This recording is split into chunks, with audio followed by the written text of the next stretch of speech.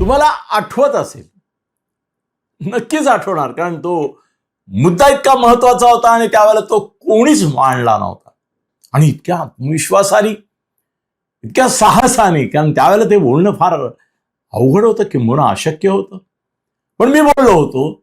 त्याच्या clips available आहेत आणि मी वेळोवेळी तुम्हाला आठवण पण करून देत आलो की मित्रांनो, मी तो विश्लेषक आहे की ज्यांनी तुम्हाला ज्या वेळेला एकनाथ शिंदे मुख्यमंत्री झाले आणि शिवसेनेचं चिन्ह आणि पक्षाचं नाव हा विषय सर्वोच्च न्यायालयात गेला, त्यानंतर 8 दिवसात मी तुम्हाला सांगितलं होतं, मुख्यमंत्री असतानाची गोष्ट, की या खटल्याचा निकाल ही विधानसभा जोवर अस्तित्वात आहे तोपर्यंत नाही नाही नाही म्हणजे नाही होणार नाही.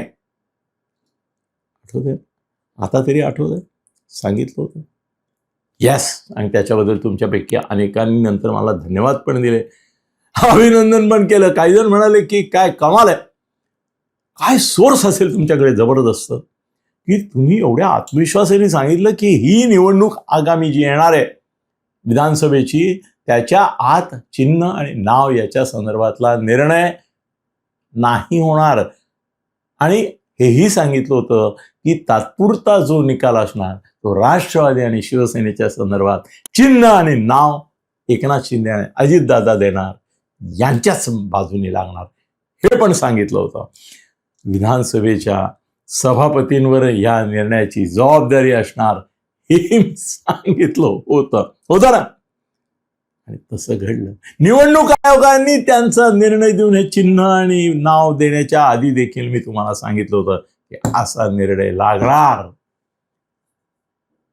तो लसा लागणार. तो कसा मला कळला किंवा कसं मला वाटलं किंवा का मी बोललो हे सोर्स तर मी तेव्हाही सांगू शकत नव्हतो आणि आजही सांगू शकत नाही.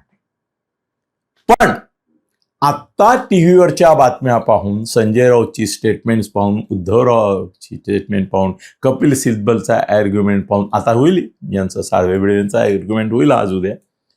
जर तुम्हाला असं वाटत असेल आली वेळ आली, आता निर्णय लागणार, आता एक खाव दोन तुकडे होणार, हा पक्ष शिवसेना आणि नाव आणि चिन्ह यांना का त्यांना, हे आता बोलल्या सुनावणीत त्याच्यानंतरच्या या 2-4 दिवसात कळणार.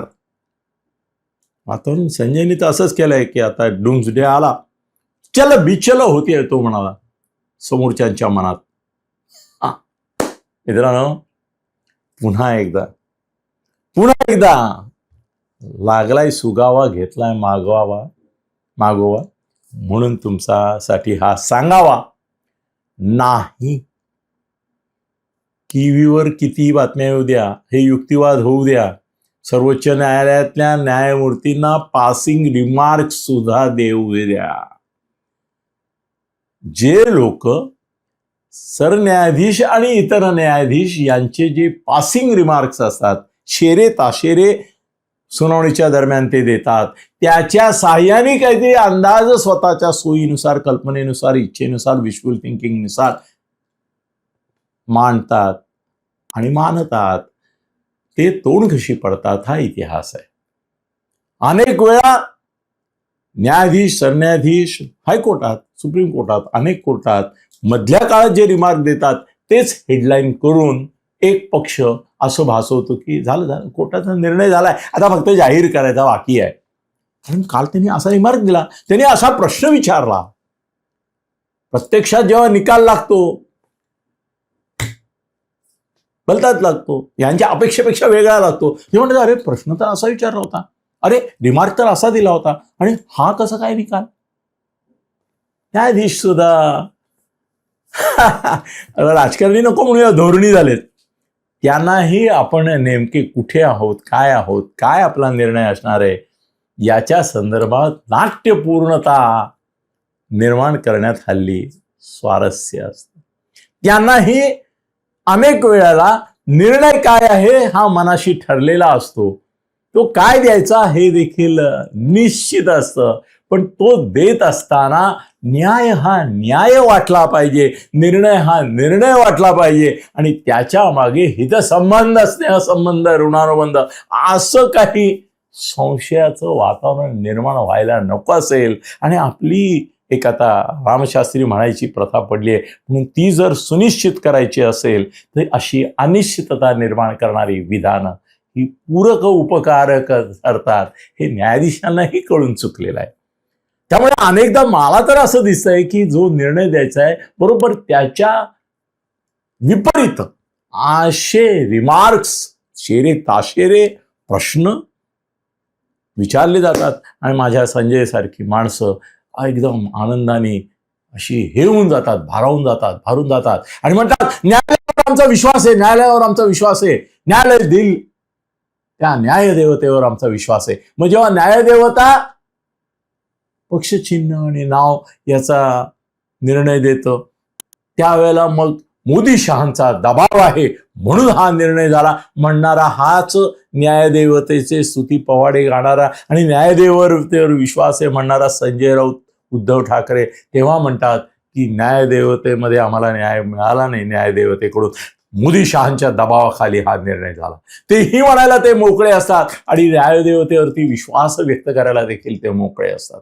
आता त्यांचा न्यायदेवतेवर आज संजयचा विश्वास आहे, कारण त्यांनी विचारलेले प्रश्न सरन्यायाधीशांनी आणि इतर न्यायाधीशांनी आणि शेरे ताशेरे याच्यामुळे तो हुरळून गेलेला आहे. त्यामुळे तो असं वातावरण निर्माण करतोय. बघा आजचा सामना बघा, हल्ली कोणी बघत नाही, पण बघा निदान त्याची आता मुलाखत तुम्ही बघितली असेल. प्रत्यक्ष निकाल एवढ्यात लागणार नाही. मला दोनच गोष्टी तुम्हाला सांगायच्या आहेत. का सांगतोय, कशा सांगतोय, कुठून सांगतोय, नो सवाल, मी उत्तर नाही देणार त्याचं. मागच्या वेळेलाही तुम्हाला सांगितलं नव्हतं मी की सोर्स काय, पण मी तुम्हाला मला लागलेला सुगावा सांगितला होता आणि म्हणून मी आज परत तुमच्या समोर विधान करतो. जर तुमची अशी अपेक्षा असेल की ही सुनावणी लवकरच संपेल, लवकरच निर्णय लागेल आणि शिवसेना आणि पाठोपाठ राष्ट्रवादी यांचं चिन्ह आणि नाव याच्यामध्ये काहीतरी ते गोठवलं जाईल, साठवलं जाईल, ते याला दिलं जाईल, याचं काढलं जाईल, असं काही होणार नाही. हा स्टेटस को आत्ता जो आहे तो म्हणजे अजितदादांकडे चिन्ह आणि नाव आणि एकनाथ शिंदेकडे चिन्ह आणि नाव, हा स्टेटस को यापुढे मेंटेन होईल. या खटल्याचा निर्णय एवढ्यात लागणार नाही आणि तो कधी लागणार याबाबत जर मी आता सांगितलं तर तो तुम्हाला धक्का असेल, आश्चर्याचा. काहींना तो सुखद, काहींना तो दुःखद, कारण तुम्ही कोणत्या बाजूला आहे त्याच्यावर अवलंबून असेल.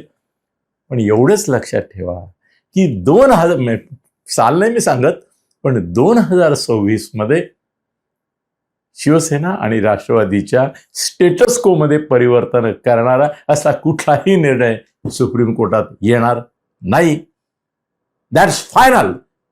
Anil Thatte says it means it will happen. He knows too much. Thank you. धन्यवाद.